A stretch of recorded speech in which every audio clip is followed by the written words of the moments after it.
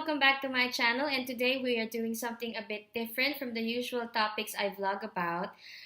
Today we are doing a discussion of the Cybercrime Prevention Act of 2012. Now, this is my final project for my MMS 101 Introduction to Information Technology. So I got interested in the Cybercrime Prevention Act of 2012 mainly because of this Facebook post. In this Facebook post, it says that the parent was actually very concerned because her daughter asked permission from her to have a chat and a possible video call with a certain someone who is giving out free iPhones to kids. Now, that doesn't make any sense, right? I mean, when you think about it, it's really very fishy. Why would you even give out free iPhones to someone you don't know? All the more, give it out to minors. That doesn't make any sense. Now this kid, I think, never really got her free iPhone because her mom had to step into the picture. The moment that this someone asked her for the measurement of her shoulders, the mom had to step in. You know, as a mother, I know there's instinct and somehow you would know there is really something wrong with what's happening. You have to get involved. And as soon as the mom stepped into the picture, that someone blocked her from the chat. So see, there really is something wrong with that, right? Now, so after that, I went into this post and checked out all the comments and everything that's linked to this particular post.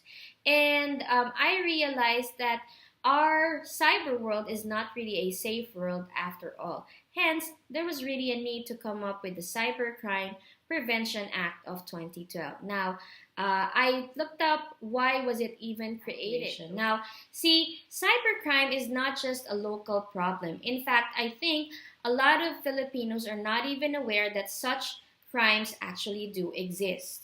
But when you think about it, we are highly a social media dependent community, and it's high time that every Filipino gets to be aware of what is cybercrime and how do I prevent myself from being a victim of cybercrime. Okay, so now, what are the punishable acts under this act? First, under the offenses against confidentiality, integrity, and availability of computer data and systems, we have illegal access, illegal interception, data interference, system interference, misuse of devices, and cyber squatting. Now, under computer-related offenses, we have computer-related forgery, computer-related fraud, and computer-related identity theft.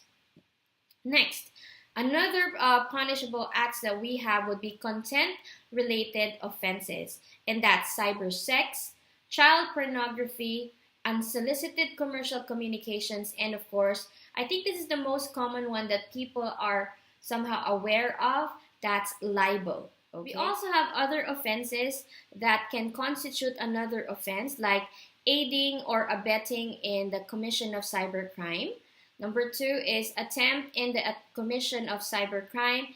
And another one would be all crimes defined and penalized by the revised penal code as amended, and special laws if committed by, through, and with the use of information and communications technologies. So it will also be covered by this act. And of course, you also have liabilities under other laws. So in case that it will also touch other possible laws, then that would also be covered in this act.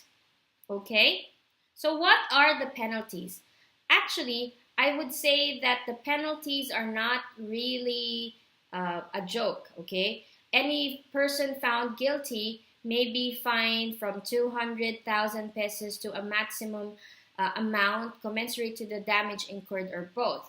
There's even a part where you can be charged 500,000 pesos and be imprisoned, okay? Now, to be quite honest, I think though it may be a big amount of money, I'm really saddened by the fact that if this is a big cybercrime involving international pedophiles and other criminals, I do believe that this is not even an enough amount to pay for that.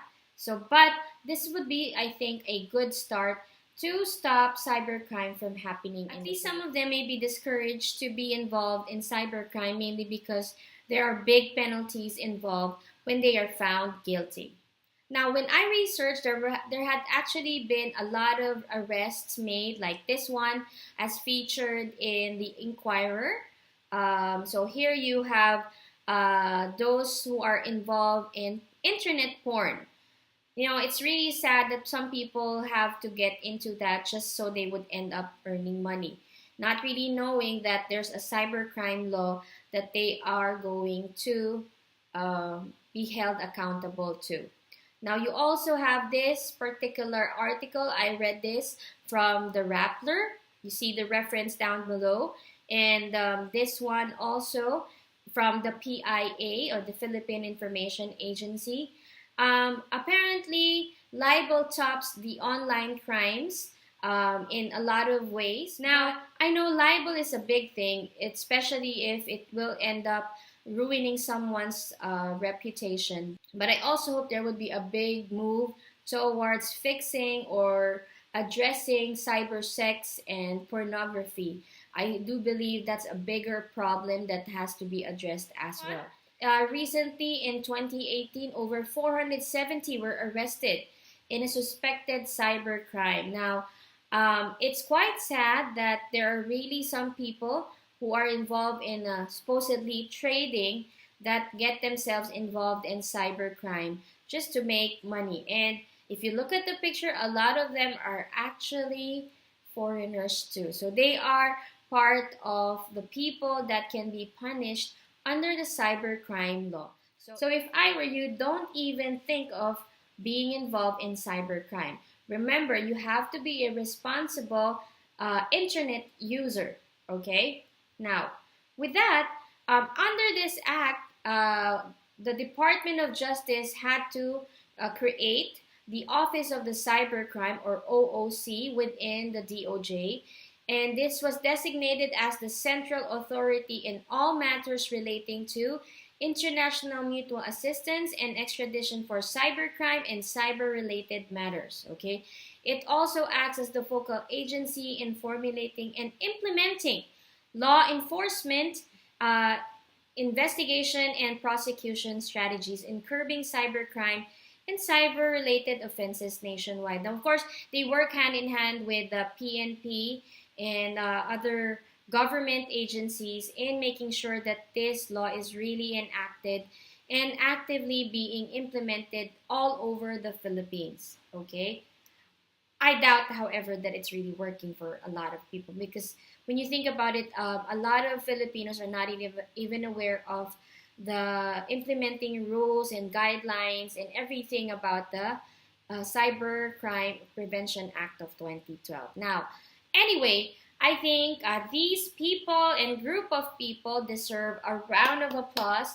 They are the petitioners. They made it possible to have the Cybercrime Prevention Act of 2012. It was said that it took a long time before this was finally put into a law. So kudos to all of these people. I think they do know how important it is to be safe online and to be secured that, people cannot just do anything against you online.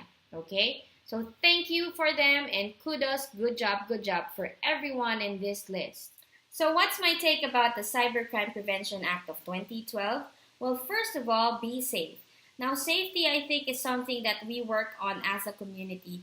Everybody has to safeguard each other and make sure that we raise a safe world, just like in the real world. So just be safe. Don't give out any information to just about anybody you bump into in the cyber world. If you don't know that person, don't give out your name, your bank details, and everything.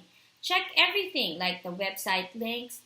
People can get personal information by pretending to be someone you know as well.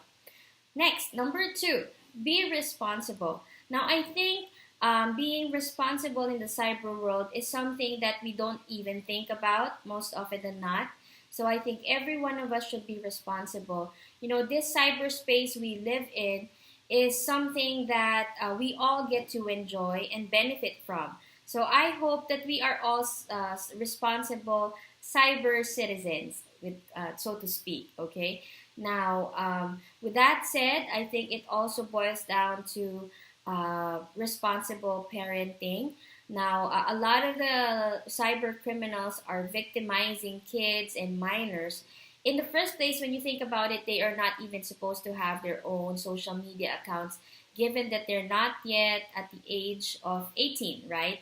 But since we are giving them the access to it, then it's just but right for us to somehow be involved. As a parent, you need to check your kids' cyber activities from time to time so that they will not be falling as a victim of these cyber criminals. Okay? Number three would be mindful of others. You know, sometimes we can't be very selfish. We live in a world and we are interdependent even in the cyber world. So therefore, if you feel there's something fishy about a certain site, why not report it? If your friend seems to be getting lost and getting lured into being a cyber criminal victim, right? Then tell her. Okay? Sometimes it's all about taking care and looking after one another. That would really make a big difference in terms of being safe in this cyber world. Okay? So with that said, I hope you learned something about the Cybercrime Prevention Act of 2012. I know for sure a lot of us Filipinos are not even aware of this law. So I hope you get to check this out. After all, the Philippines is one of the cyber active cyber citizens of this world. Where practically every one of us have a social media account, and all of us browse through the internet. I think even those who are in the far remote areas of this of our country, they get access to the internet. Sometimes they even prioritize data or mobile data over other things or over other expenses or needs. So that said, thank you very much for watching, and please do like this video if you like it. If you have any questions or inputs, please comment down below, and do subscribe, and have a great day. God bless us all. Bye.